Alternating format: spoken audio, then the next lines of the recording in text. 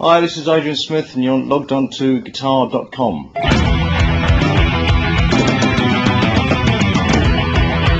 So I'd say a really good one, someone told me to warm up, is just use a real clean sound. Just do.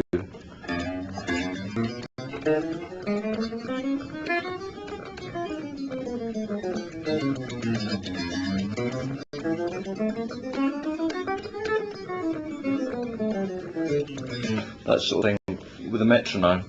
I mean, typically we don't usually warm up before a show much, but if I do that sort of thing. It's what it is, yeah, something like that. And you can do this sort of thing, which sounds really horrible.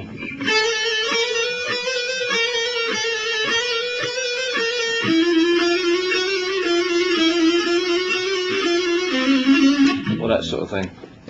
Which my wife came in the room and said, "What the hell are you doing?" You know, and but it's good because it's just, you know, gives the builds a strength in your fingers. Obviously, you have to repeat it, you know, until you feel your fingers getting real tired, and then push yourself a little bit more and gradually build up the speed. It's good to do it with a metronome. That works best for strength or speed? Well, for strength and stamina. What do you recommend for guitarists who want to build up their speed? Any good tips? Yes, it's some stuff you can do, like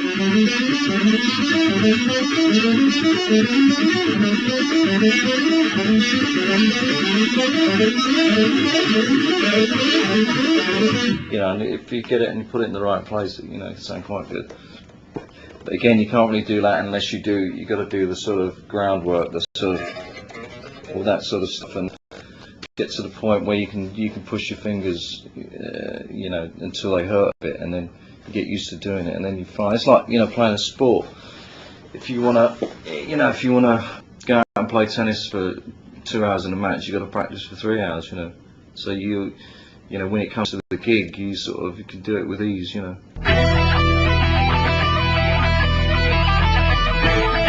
Well, I suppose I go from the sort of melodic point of view, because I spent a lot of my early sort of career as a singer, guitar player. I sort of play around the vocals a lot.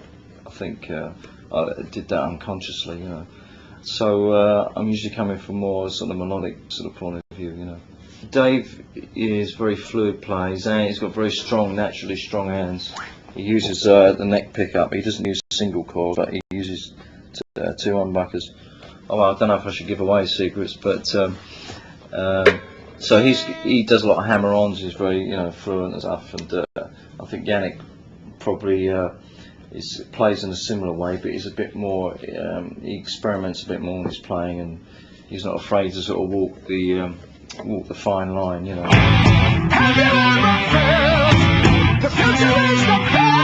I think in this last record we did, it was a bit more spontaneous, you know. The producer encouraged us not to work things out and just try to go for things. So, you know, for example, The Wicker Man.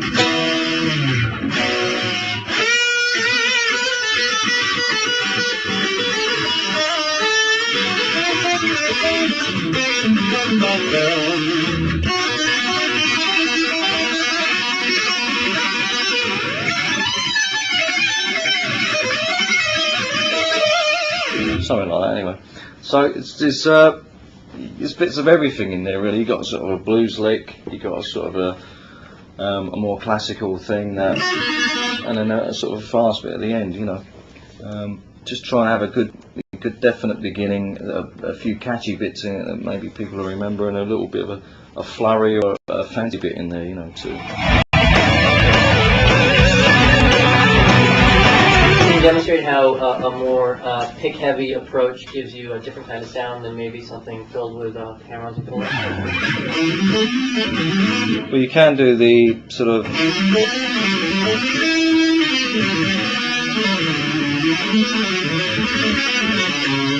is quite interesting as well, but I think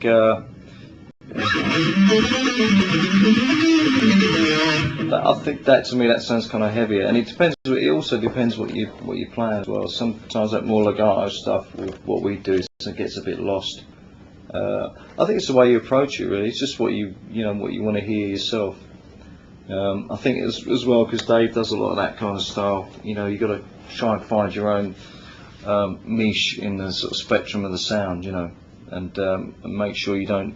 I mean, a lot of the stuff we're doing now, a lot of the older stuff since I come back in the band, I play in different tuning. For example, I was playing with Bruce's band, his solo band, and working with another guitar player called Roy Z. And we've been sending tapes back and forth, and he'd be sending me tapes of stuff that was in drop D, but I didn't know it was in drop D, so I tuned my whole guitar down. And then, my strings are kind of moving like elastic bands, and I thought, well, that's the way he wants to play it, fine. And then when we started rehearsing, he was doing. I was like, what are you doing, And it was like a totally different technique, But once you get into it, I mean, it's real cool tuning, And when you drop your D, you always got to tune it a little bit slightly flat, because when you fret it, it tends to go sharp.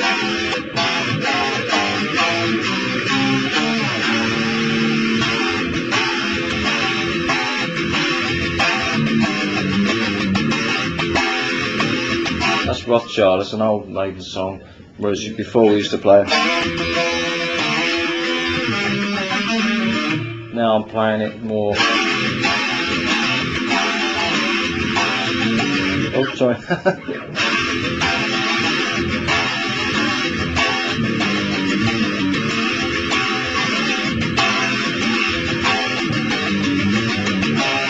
That sort of thing. Also, Number of the Beast. Before it was. You had no. Again, it was a song written in D, which is not a typical heavy rock guitar key. It was written by Steve. So, if you tune the D string down, you got that nice.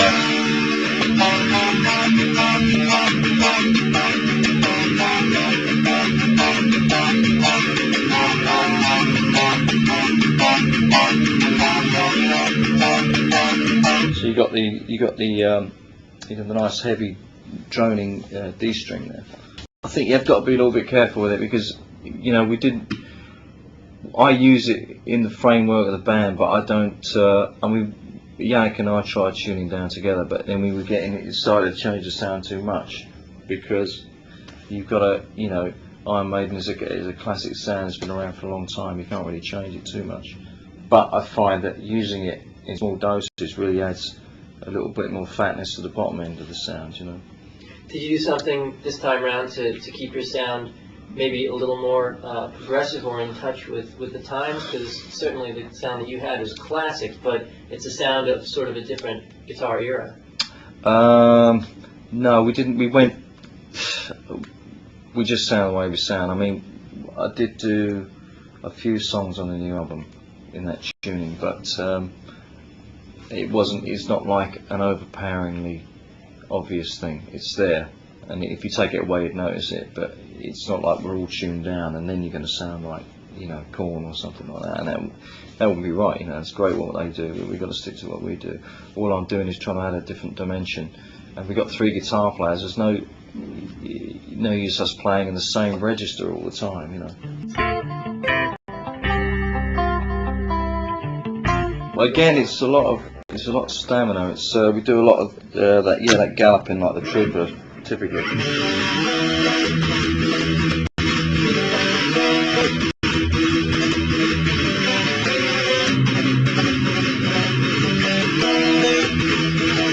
When we do it live, it's more like.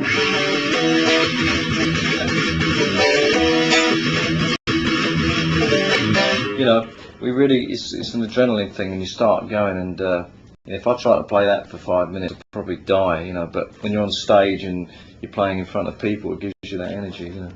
But you know, it's very kind of physical kind of guitar playing. It's like if you're a blues player, you can play a few licks and stop and, you know, sing a bit, you know, have a cigarette and play a few more licks, which is great. But what we do is real, you know, it's a physics. It's almost like a, you know, a sport. You know, it's like some kind of an athletic event sometimes. The chords aren't terribly complicated, no, or, you know, the chord patterns are pretty straightforward. But yeah, it is a lot of you know, stammering in the right hand and, you know, and speeding from that. So, yeah.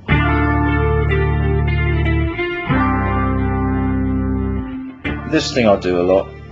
I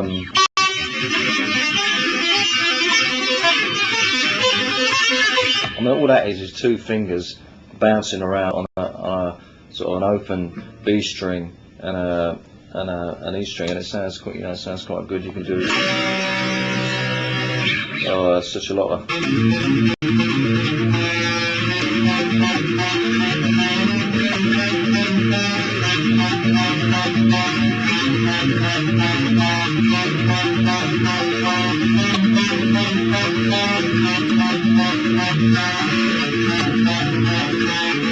You know, that's very simple, but it sounds effective, and it's almost like a repeating thing, you know.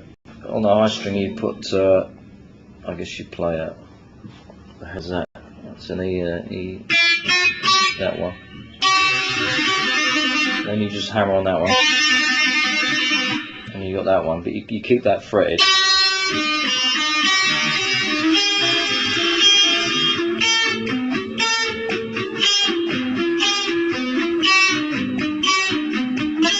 And again, you got to start off slow, and then.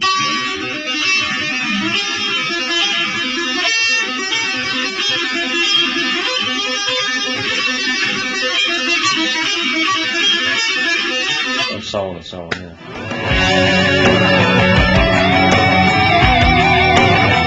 Can you tell me a little bit about that and maybe how your playing in Psycho Motel differs from what you've done with Maiden? Yeah, that is a little bit more guitar heavy orientated, you know. It's a typical situation where I'd sit down with a singer and I'd have a bunch of riffs, and we'd go through and you know, we'd you know, just see what comes out. So it's more traditional guitar rock, but with the detuned thing going on as well, and but it's got guitar solos in it and melodic vocals, but it's a little bit more modern kind of orientated rock.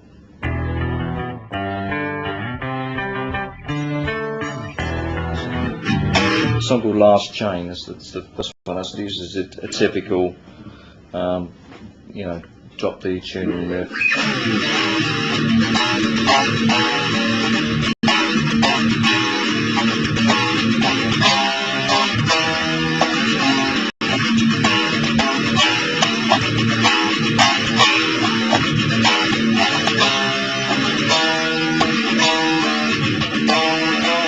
So I forgot.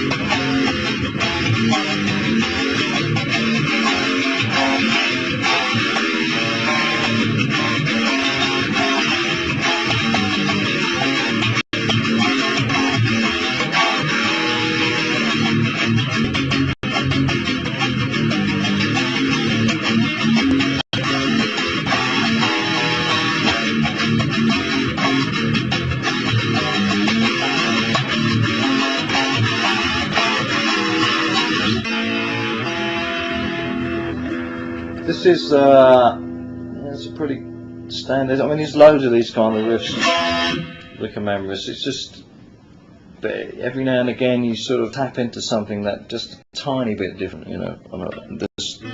This was one of those kind of typical E riffs.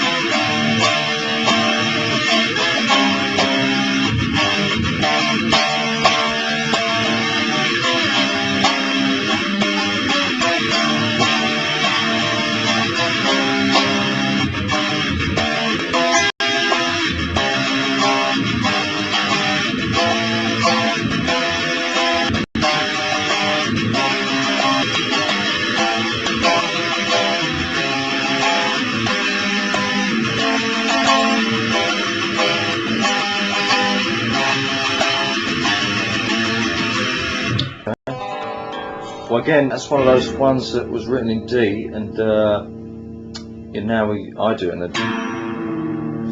drop D. And that really is, and it's not so much a riff, that song, as it's just a gallop, you know.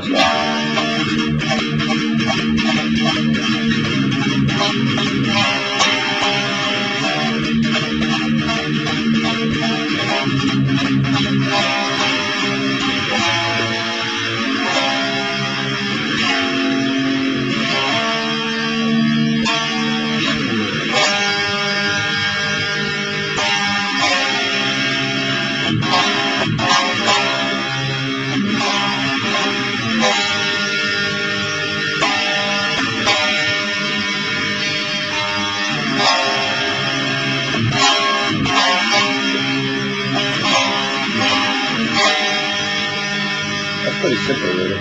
It's a simple song, you know.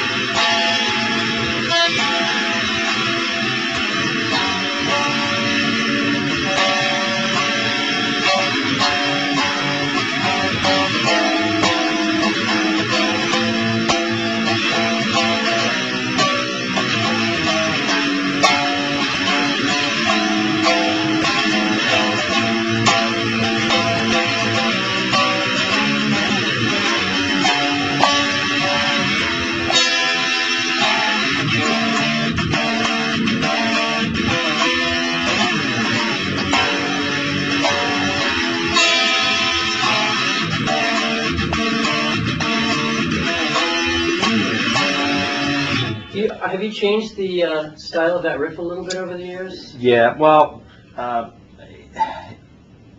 yeah, I mean slightly. I mean not the, you can do things with the verse, you know, because you're just hanging on the F sharp. You can do that chord, which I never thought of doing when we were recording it. I wish I had, you know, one of those things that sort of, you know, almost gets better over the years.